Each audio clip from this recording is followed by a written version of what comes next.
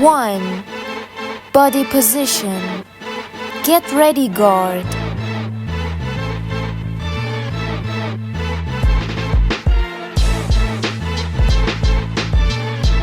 Your body should not be in such a position that the opposing team guesses the deep. 2. Hand position. Close your fingers slightly and don't use the palm at all.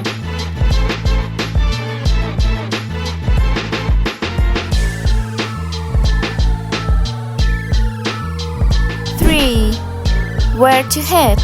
If the blocker is tall, hit under the ball. And if the blocker is short, hit the back of the ball. 4. Tips general condition.